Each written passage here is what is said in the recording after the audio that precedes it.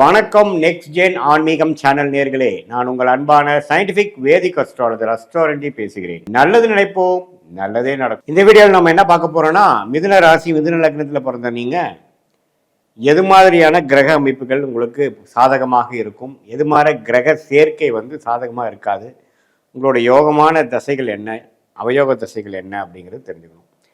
So மிதுன லக்னம் மிதுன ராசியில் பிறந்தவங்களுக்கு நீங்கள் திருவாதிரையாக இருந்தாலும் சரி, மிருகசீர நட்சத்திரம் கடைசி 2 பாதமாக இருந்தாலும் சரி, புனர்பூச நட்சத்திரத்தில் 3 பாதத்தில் பிறந்தவங்களாக இருந்தாலும் சரி, மிதுன லக்னமாக இருந்தாலும் சரி, உங்களுக்கு யோகமான கிரகம் என்னென்னா சனி சுக்கிரன். சனி திசையும் சுக்கிர திசையும் வரவேண்டிய திசைகளாக உங்களுக்கு 9 கிரகத்தில் வருகிறார்கள். அந்த 2 திசை யோகத்தை கொடுப்பார். அந்த சனி ராகுவோட சேர்ந்திருந்தா யோகம் பாதியாக குறையுது, குருவோட சேர்ந்திருந்தா யோகம் பல மடங்கு உயருது. அதே மாதிரி சனி சுக்கிரனோட சேர்ந்திருந்தாலும் சனி திசை அருமையாக இருக்கும், யோகங்கள் ரொம்ப நல்லா இருக்கும். ஸோ சனிங்கிற கிரகம் குருவோட சேர்வது, குருவோட பார்வையில் வருவது, குரு சுக்கிரனோட சேர்வது, சுக்கிரனோட பார்வையில் வருவது, அதே மாதிரி புதனோட சேர்வது, புதனோட பார்வையில் வருவது, அதெல்லாம் ரொம்ப நல்லது. சனி சேரக்கூடாத கிரகங்கள் பார்த்தீங்கன்னா ராகுவோட சேரக்கூடாது, சூரியனோட சேரக்கூடாது, சந்திரனோட சேரக்கூடாது. மற்றபடி எந்த கிரகத்தோடு சேர்ந்தாலும் பரவாயில்லை, செவ்வாய் உள்பட. ஸோ சந்திரன் செவ்வாய் ராகு சூரியனோட சேரக்கூடாத கிரகமாக சனி வருகிறார். அடுத்த ராஜயோகாதிபதி கிரகம் புதனுக்கு மிதுன லக்னத்துக்கு சுக்கிரன். சுக்கிரன்கிற கிரகம் பாருங்க, ராகுவோட சேருவது தப்பு, சனியோட சேருவது சனிக்கு நல்லது, சுக்கிரனுக்கு நல்லதில்லை. அதே மாதிரி உங்களுக்கு சுக்கிரன் செவ்வாயோட சேரும் பொழுது செவ்வாய்க்கு நல்லது, சுக்கிரனுக்கு நல்லதில்லை. ஸோ சுக்கிரன் செவ்வாய் சனி ராகுவோட சேருவது அவ்வளோ நல்ல ஒரு அமைப்புகள் கிடையாது.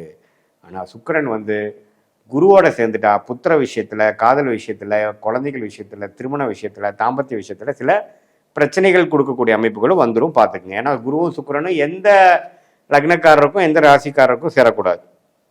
அதே மாதிரி சுக்கிரன் ஒரு பௌர்ணமி சந்திரனின் பார்வை ஒரு குரு 5ஆம் பார்வையாக 9ஆம் பார்வையாக பார்த்து விட்டார். அதே சமயத்தில் புதனோட சேர்ந்திருக்கார், சூரியனோட சேர்ந்திருக்கார், அருமையாக இருக்கும். ஸோ அதெல்லாம் நல்ல ஒரு காம்பினேஷன்ஸுங்க. அதே மாதிரி வரக்கூடாத திசை மிதுன லக்னம் மிதுன ராசிக்காரர்களுக்கு பார்த்தீங்கன்னா மிகவும் சுமாரான செவ்வாய் திசை, பிரச்சனைக்குரிய செவ்வாய் திசை. அந்த செவ்வாய் திசை வந்ததுன்னா வம்பு வழக்குகள், அசிங்கம், கேவலம், கடன், நோய், அது மாதிரி சில விஷயங்களாக கொடுக்கக்கூடிய அமைப்புகள் வந்துடும். அது எப்படி இருக்கிறத பொறுத்து. இந்த செவ்வாயே ஓரளவுக்கு நல்லா இருக்காரு, குருவோட சேர்ந்துருக்காரு, சந்திரமங்கல் யோகத்தில் இருக்காரு, சந்திரனும் செவ்வாயும் சேர்ந்துருக்கிறாரு அப்படிங்கிற மாதிரிலாம் இருந்தால் பிரச்சனை இல்லை, கொஞ்சம் பிரச்சனைகள் குறையும், வம்பு வழக்குகள் இல்லாமல் இருக்கும், குறைவாக இருக்கும். ஆனால் அவர் செவ்வாய் சனியோட சேர்ந்துட்டார், செவ்வாய் ராகுவோட சேர்ந்துட்டார் அப்படிங்கிற மாதிரிலாம் போச்சுன்னா ஒன்றுமே செவ்வாய் திசை போட்டு படுத்தும். ஸோ வரவேண்டிய திசைகளாக சனி புதன் கேது சுக்கிர திசைகளாக வருகிறது மிதுன லக்னம் மிதுன ராசிக்காரருக்கு, விச் இஸ் வெரி குட். அந்த சனி புதன் கேது சுக்கிரன் இது மாதிரி ராகுவோட சேராமல், சனியோட ரொம்ப க்ளோஸாக காம்பினேஷன் ஆகாமல், இருள் கிரகத்தோட சம்பந்தங்கள் இல்லாமல் ஓரளவுக்கு நல்ல திருட்பலத்தோட பௌர்ணமி சந்திரன் குரு புதன் அது மாதிரி ஒரு நல்ல கிரகத்தோட தாக்கத்தில் இருக்கும் பொழுது நல்ல பலன்களும், ராகு சனி சூரியன் போன்ற பாவகிரகத்தோட சம்மந்தப்படும் பொழுது தீய அமைப்பும் தீய பலன்களும் பிராப்தங்கள் குறைவும் கண்டிப்பாக இருக்கும். இப்படிதான் கர்மா உங்கள் ஜாதகத்தில் உங்களுடைய ஜாதகம் மூலமாக உங்களுடைய வாழ்க்கையில் வாழ்க்கை சம்பவங்களாக, சாதகமற்ற சம்பவங்களாக, சாதகம் ரொம்ப நல்ல ஒரு சாதகமான சம்பவங்களாக வருகிறது. இதில் வரக்கூடாத திசை என்று சொல்லப்படுகிற திசை நம்ம செவ்வாய் சொன்னோம். அந்த செவ்வாய் ராசி அதிபதி லக்னாதிபதி புதனோட சேர்ந்துட்டாருன்னா பிரச்சனை. லக்னக்காரரே பார்த்தீங்கன்னா புத்தி சுவாதீனம் சரியாக இருக்காது, அவரோட எடுக்கிற முடிவெல்லாம் பிரச்சனைக்குரிய முடிவாக இருக்கும், உடல் உபாதைகள் கொடுக்கும், வம்பு வழக்குகள் அவரை தேடி வரும். ஆனால் அதே புதன் அப்படிங்கிற ராசி அதிபதி அவருக்கு ஓரளவுக்கு குரு சுக்கிரன் அவரோட சம்மந்தப்பட்டுச்சுன்னா அற்புதமாக இருக்கும். ஸோ லக்னாதிபதியே ராசி அதிபதி எந்த கிரகத்தோடு சேர்ந்துருக்கிறாருங்கிறது ரொம்ப முக்கியம். ஸோ செவ்வாயோட சேருவது அவ்வளோ நல்லதில்லை, செவ்வாய் சனியோட சேர்ந்து செவ்வாய் திசையெல்லாம் நம்ம படுத்தும்.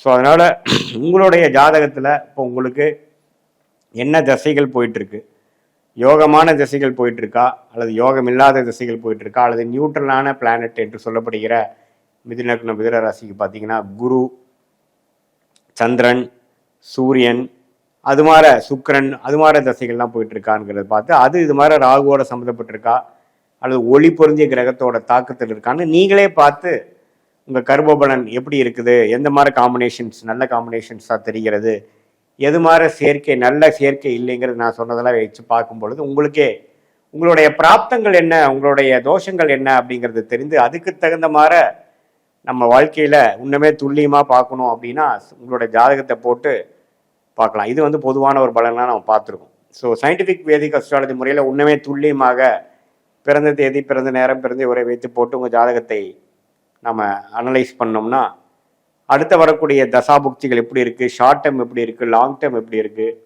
6 மாத காலங்கள் எப்படி இருக்குது, 1 இயர் காலம் எப்படி இருக்குது, எது மாதிரி தசையில் எது மாதிரி திசையில் உங்கள் ஜாதகம் போகுது, எது மாதிரி திசையில் உங்கள் வாழ்க்கை திரும்ப போகுது, எது மாதிரி சாய்ஸஸ் நமக்கு நல்லது, எது மாதிரி சாய்ஸஸ் நமக்கு நல்லது இல்லை, எதை தேர்ந்தெடுக்கலாம், எதை தேர்ந்தெடுக்க வேண்டாம், எது நமக்கு ஈஸியான ஒரு பாத்தாக இருக்கும், எது வந்து நம்ம தடைகள் நிறைந்த பாத்தா இருக்கும், வாழ்க்கையில் தொழிலில் முன்னேற முடியுமா அல்லது வாழ்க்கை இதோட முடிஞ்சிச்சா, எப்படி நம்ம உத்வேகப்படுத்திக்க முடியும், நம்மளோட யோகமான துறை என்ன, அதெல்லாம் உங்களுடைய ஜாதகத்தில் இருக்கக்கூடிய காம்பினேஷன் சேர்க்கை வச்சு நாமளே அறிந்து அது மூலமாக தான் கர்மா செயல்படுதுங்கிறதை தெரிந்து கொண்டு நம்ம அதுக்கு தகுந்த மாதிரி வாழ்க்கை திட்டங்களை தீட்டிக்கொண்டு அதுக்கு தகுந்த மாதிரி நம்மளுடைய ஒரு செயல்பாடுகளும் வேலை விஷயமா இருந்தாலும் சரி, தொழில் விஷயமா இருந்தாலும் சரி, அடுத்து வரக்கூடிய கல்யாணம், குழந்தைகள், வெளிநாடு, பிஸ்னஸ் எக்ஸ்பேன்ஷன், முதலீடு, இடம், வீடு, வண்டி, வாகனம், தாயார்,